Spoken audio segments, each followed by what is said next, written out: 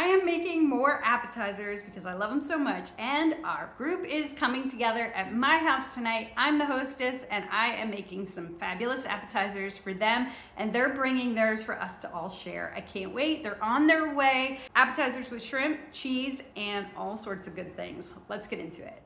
I wanted to make something special since I was hosting, and these crab and artichoke stuffed shrimp with lemon butter sauce was the perfect thing. Let me show you. Okay, here are all my colossal shrimp. We're just gonna pat them dry, get a little bit of that moisture off of there so our oil and seasoning stick to that and we don't get a lot of moisture in our dish. Now, these are colossal size shrimp. The one that does not look like the other is this guy, who is an extra large shrimp. I'm not sure you could tell a huge difference. You could tell that this one doesn't wrap and curl into itself, and the size difference here, this whole shrimp is hidden behind there. You can see the difference between the two. You don't need colossal shrimp if it's hard to find. Extra large will work, but the bigger the shrimp, the easier it will be to stuff. Now these already came deveined, which is great, but I'm gonna go ahead and butterfly them a little bit more, which basically means I'm gonna cut that backside a little deeper so it fans out like a butterfly. And then I will season it with all of my seasonings and oil.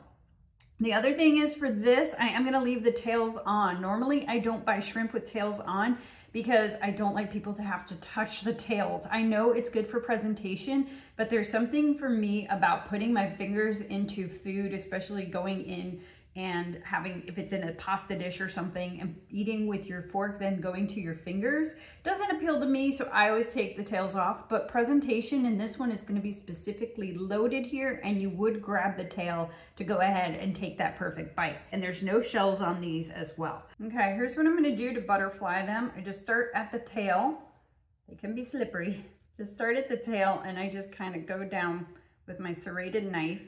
And sometimes you might have to go back just a little to make that a little deeper. And now it can fan out a little bit, just like that. All right, I'm gonna do that to each of these, and then we'll be ready to make that stuffing. Now this whole bag of colossal shrimp equaled 16 shrimp. So you do, of course, get less. So if you're feeding more people, you'll want to get 2 bags to have enough. But for our little group, this is gonna be plenty. This will give us each 4, which is the perfect amount. All right, they're all cut. We're gonna add our shrimp to our bowl. We're gonna add extra virgin olive oil, about a tablespoon. To that, we're gonna add our seasonings. We have some Old Bay, onion powder, garlic powder, salt, and smoked paprika. We're gonna add that all to our shrimp. Give that a good stir.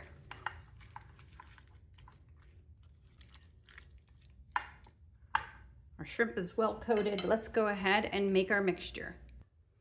For our stuffing mixture, I already started with some spinach. I had some fresh spinach that I just used half the bag, put it into my classic bowl here, classic batter bowl, put it with a little minced garlic and put it in the microwave until it wilted, about 30 to 45 seconds.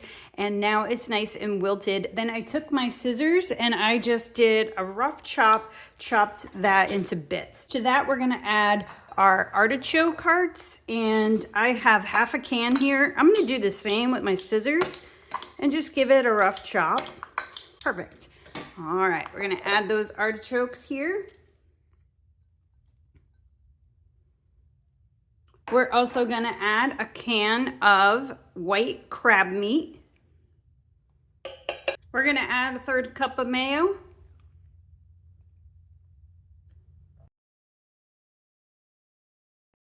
Half a cup of shredded Parmesan cheese. Italian style breadcrumbs. I have about, looks like about half a cup, and I also had a little bit of almond flour to add to it as well.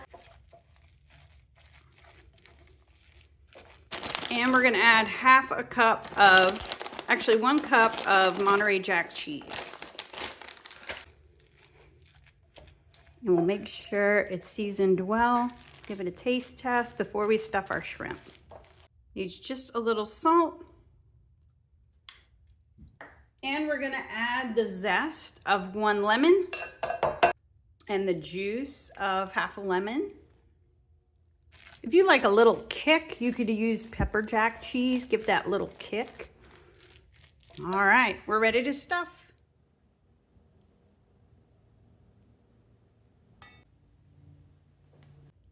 Okay, I found a little trick. It's easier to stuff them if you butterfly them out first and get them flat on your pan, and then take a spoonful of stuffing and put it right on top, just like that. Be perfect. This little guy wants to flip over, but he's okay. Once we get them all lined up, they'll help support each other. All right, let's get him out, spread out, and stuffed. We'll just keep going. This cast iron skillet is perfect for this. I love how it just fit them all perfectly. My tails are up.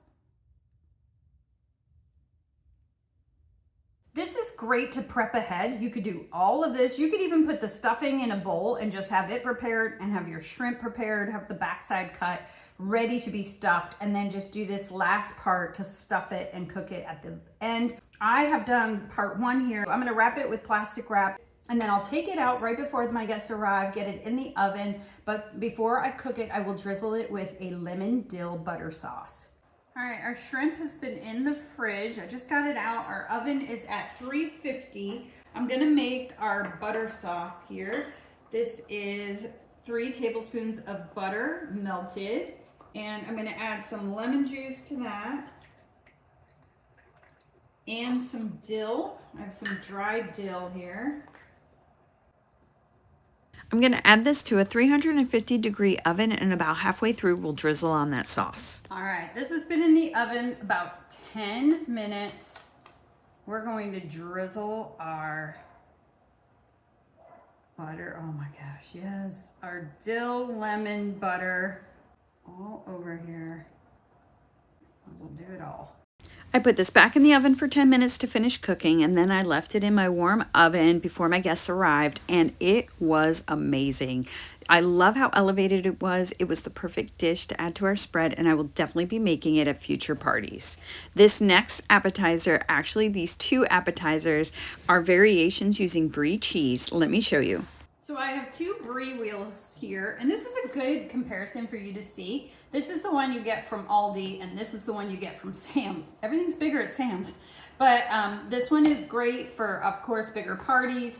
This is perfect for a quick appetizer at home, or if you're gonna put it on a charcuterie board. And it's perfect for me for tonight because I'm going to make this one for those low carb individuals who are eating, and this one for the go all carbs all in but no meat. All right, so let's just start with this one. We're gonna take it out and we're gonna cut off the rind off the top of both of these.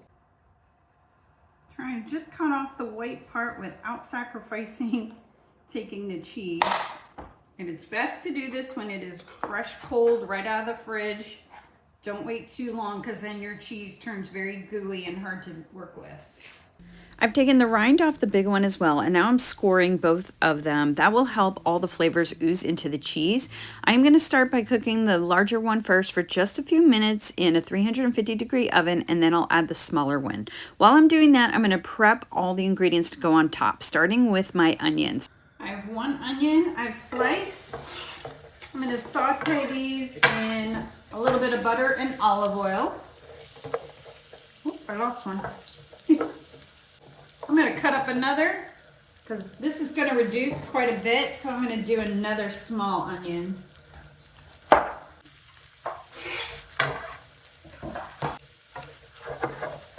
Break all my onions apart. Totally love this spatula, collapsible spatula. It's the best by Pampered Chef. I'll leave a link in the description.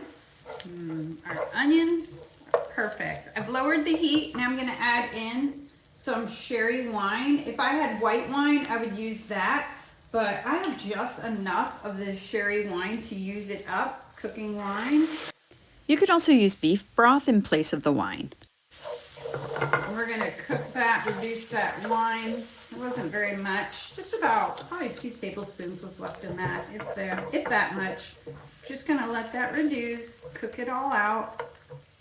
And I'm also gonna add some seasoning. I'm gonna add some ground thyme. If I had fresh, that would be awesome, but I don't have any fresh, so I'm just gonna add some ground thyme. Yum. All right, I moved my onions to a bowl, and now we're gonna use the same pan, but we're going to be cooking some apples. So I'm gonna go ahead and put my apple wedger through my apple to take out the core and get it in slices.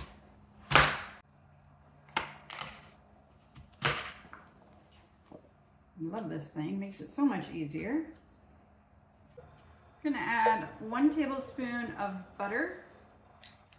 And I decided to take the apple peel off of these apples. I just thought it might just be a better texture to have the soft apples and not have that skin. So no peel, took them off. And now I'm just gonna chop up my apples into little cubes here.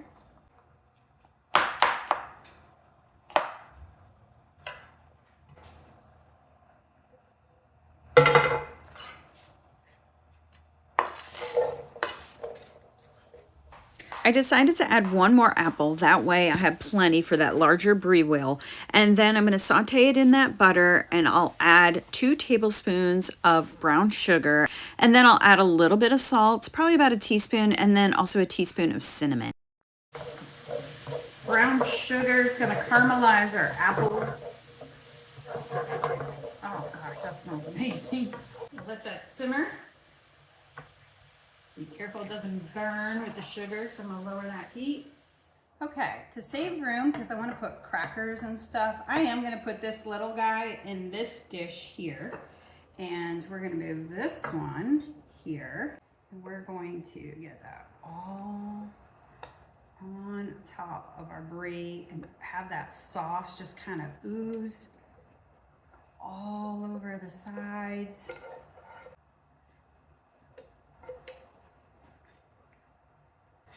I am gonna put onions on both. I'm gonna spread these onions. It gives it such a nice savory flavor with the apples to give it just that rich flavor. Okay, and then the rest will go on here, and I'm gonna mix our bacon bits in here. Mix that together. And then we'll get that on here. And this is just 3 strips of bacon that I cooked in my air fryer until nice and crisp and broke them into pieces.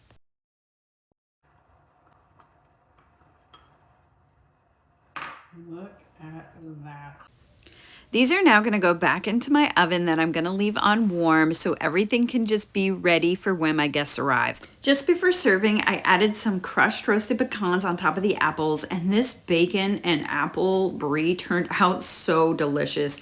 Everything turned out amazing. What my soup group members brought was just as fantastic. So many great rich dips, from a shrimp dip to a balsamic cherry goat cheese dip. There's my shrimp, the star of the show, and everything was just fabulous. I love my group, my Savor Sisters. We have such a great time. I highly recommend doing this, and I hope you enjoyed these appetizers and you look to be adding them to your next party that you host. Have a great holiday, and I'll see you on the next video.